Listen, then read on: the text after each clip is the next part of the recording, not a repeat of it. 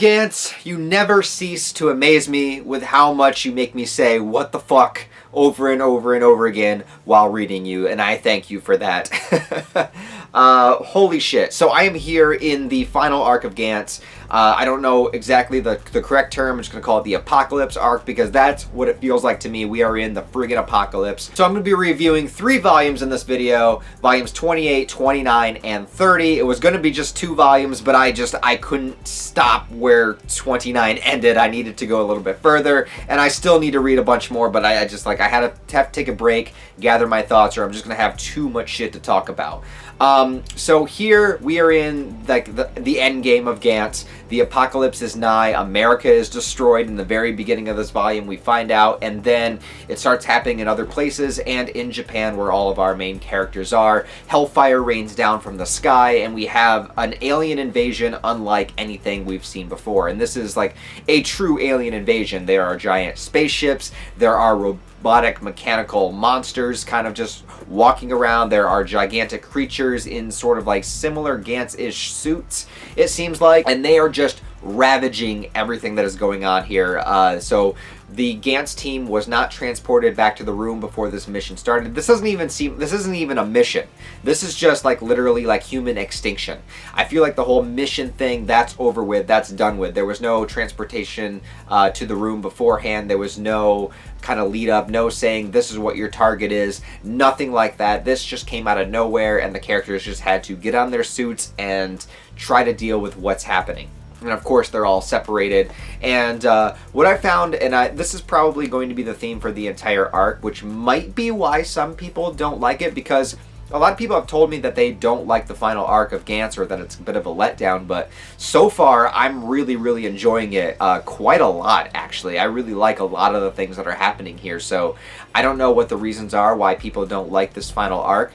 But perhaps, if I could guess, it might be because this arc really seems to be focusing on Kurono, our main character, more than anybody else, and the other characters from the GANTZ team that we know and love have kind of been put to the background, or at least for these 3 volumes they have. I mean, they've been there, they've been around, we get to see their reactions to things that are happening, but for the most part, this has been focusing on Kurono and Tae's relationship. And I'm okay with that because I absolutely love their relationship, and I love Kurono's development, and I love everything that's been going on with them throughout this entire series. So I'm on board with it. I'm into it. I want them to find each other. They get separated, which I'll talk about in just a second here, and that's kind of the primary focus of what's going on in the midst of this apocalyptic human extinction, human enslavement event that's happening here. So the negatives, I guess I'll say, is we don't get any more information about the secrets behind GANTZ that was kind of given to us in the last volume, where we find out that, you know, this mysterious code was given to this rich guy who created the GANTZ spheres and, you know, set them out, and rich people kind of bet and follow the GANTZ and watch it kind of happen like a form of entertainment as the GANTZ team is sent out to fight all these aliens. But where did the aliens come from? What is all this? Who was the guy that was creating like the plane crash and everything that happened in the last volume? We don't know. The reporter guy, he's not here for 3 volumes long. So that's a bit of a gripe, where GANTZ kind of sets up this thing, and we start to get to have this information revealed to us, and then it just kind of takes another turn into something else. So it's one of those things, and I'll talk about it when I do my full series review, where I feel like the mangaka of GANTZ really wants to do a particular thing, and he just kind of throws you into it. He doesn't really kind of segue or lead one thing into another. One of the things that he does that could be seen as a negative is that he'll just throw you in, he'll just throw his characters into something, and then maybe halfway through decide he wants to do something else, and then throw them into something else. So that could be considered a bit of a gripe. But that's with almost the entire series. That's not just specifically to this arc, I don't think. We get to see Kurono kind of step up and show everybody what a badass he is. And the fact that he got this far, the fact that he has become such a badass is so cool to see. And he shows off in front of Tae. He puts the suit on, gets the gun out, starts battling the alien creatures, so Tae gets to see what he's really all about. And I just love that this brings them even closer together. Because before, he couldn't tell her anything about it because, you know, you can't speak of GANTZ outside the missions or else your head explodes, or at least I believe that's how it works. You know, everything from Tae has been a secret, even though she's been involved with this GANTZ situation a couple of times now, including being a target one time. But it's very, very heartwarming to see Tae and Kurono, to see him in his natural element, how he's grown into this natural element. There's even one panel where she says that she feels like he's grown so much, and their relationship has grown so much from where it began to where it is now. And the fact that Kurono really just cares about protecting Tae at this point. You know, he's not, look, he is a heroic guy. He has grown to be a heroic guy, but at the end of the day, you know, he wasn't here to save the universe or to save the planet or anything. He just wants to protect Tae. You know, she's his focus, you know. And he does kind of reluctantly, or at least at first reluctantly, start to save, you know, regular civilians, but they kind of gravitate towards him. They kind of gravitate towards him in the same way that, like, the newer GANTZ team started to gravitate towards him, just seeing how he acts, how he responds, and how he is able to handle this intense situation. People are grown to him, so he's got this whole posse of people that are following him through the streets of Japan during the apocalypse just because, you know, they're scared and they see that protector vibe in him. But also, GANTZ does deal with this theme, I feel like, that is presented pretty heavily throughout these volumes, is the idea that to survive, we really need to find that value within ourselves and fight as hard as we can to protect ourselves, to not rely so much on other people, but to have that kind of self-sufficiency. And there's definitely a balance there that you can have. You want the balance of being self-sufficient, but also, you know, having strength in a group, and you don't want to, like, completely segregate yourself. But I think a lot of what GANTZ shows is that you got to have that fire within you, or that fire in you has to be built. You know, it might start as a small spark, but then eventually gets bigger and bigger. And you have to have that drive, that desire that you will fight, you will survive, you will not wait for some savior to come out of nowhere. You're not going to wait for God to save you. God is mentioned a few times in this volume, or in these volumes as well. Kurono saying that, you know, he doesn't think that there is a God, but if there is, how much does he really care about us if all of these horrible things happen? And that's kind of an idea that's been presented through GANTZ throughout the entire series, and it reigns true here. Whereas you know, we see human beings kind of being treated like animals in volume 30. And it definitely goes to, like, okay, if there are all of these different races of creatures, of aliens, of life throughout the entire universe, maybe humanity isn't that special.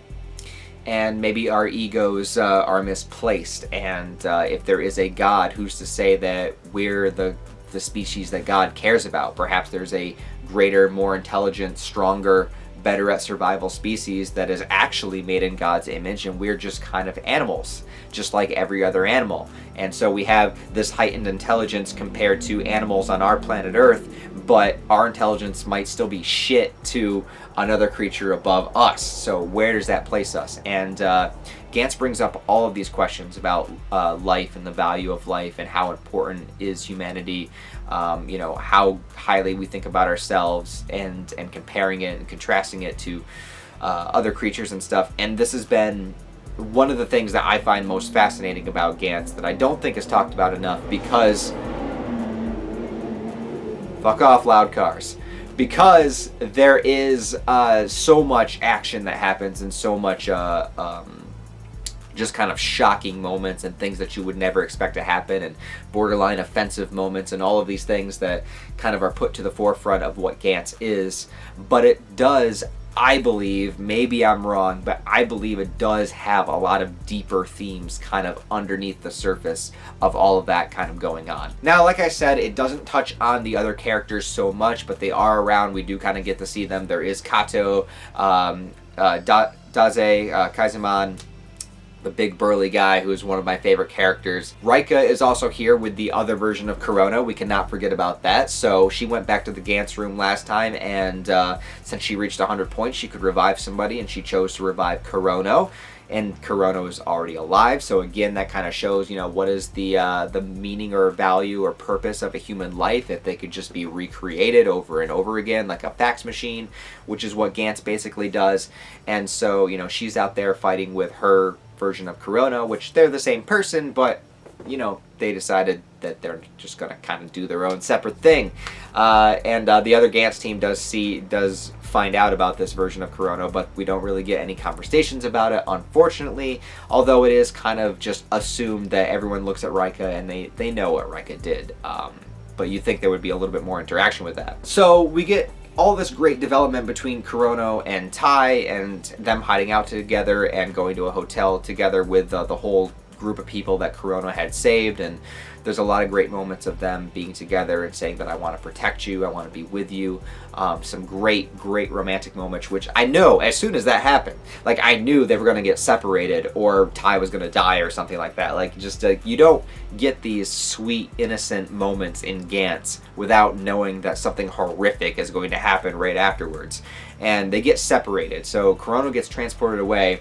There's a bunch of people that have collected perhaps all of the GANTZ spheres or all the ones that were active, and they are sending GANTZ teams wherever they want. And these are, looks like GANTZ members also. So this is another one of those things that isn't really explained, kind of comes out of nowhere. The thing happens and then it's over with. So they bring everybody together. The team gets reunited along with all the other GANTZ team that exists throughout the world, and then they all get transported to some area, perhaps inside the ship, where this civilization of aliens is happening, and they're all kind of humanoid, but they're gigantic. So we are kind of like, you know, up to maybe like their calves as far as height goes. Like we are very insignificantly tiny to them. This big battle starts, and they have creatures that are kind of like looking like they're in GANTZ suits too. One of them particularly seems to take notice of Kurono and perhaps is hunting Kurono in some way. He's got the longer hair, but again, we don't get to see much of him because the battle happens for a bit and then they get transported back. So for whatever reason, I guess this team just wanted to send them out to see if they could defeat all of them or to see what they could do. Lost a bunch of people in the meantime, had a bunch of casualties, sent them back, and then decided to send them in random places for some reason. I don't know. I don't understand what this group was trying to accomplish. Maybe just showing off that they have the power over the GANTZ spheres, or that they're working on them in some way. I really don't know what was going on with that. But the purpose here, narratively, I guess, was to separate Kurono from Tae, and they're searching for each other, and Tae, she gets abducted, and I loved this moment because she gets put into like this crate thing that's being like transported away, going to like the big mothership or whatever, and Kurono's just like chasing after it, and he's like, he jumps up on top of the thing and he's trying to punch a hole in it, but then he falls off again. And yeah, you know, it's just this, it's such a like a good tension building, like romantic, exciting, like action moment where it's just like he's just trying to get to this thing and he keeps falling off and he can't get to it, and he's just like, he's chasing after Tae with all his might, all his energy. You know, it's just like it hit such a visceral primal spot in me when I was reading it, where I was just like, yes, motherfucker, get to her, like, come on, Kurono. And then he allows himself to get captured in a second vessel so that he could follow her. And she gets taken onto the ship, where these creatures basically strip people of their clothes and they're hanging them upside down and gutting them. And at first, it's like insanely horrific, because it is. You know, you're seeing a bunch of people strung upside down that are cut open, their blood spewing out. But then I thought about it for a moment, and it's not really any different than what people do to cattle or to pigs or other animals, right?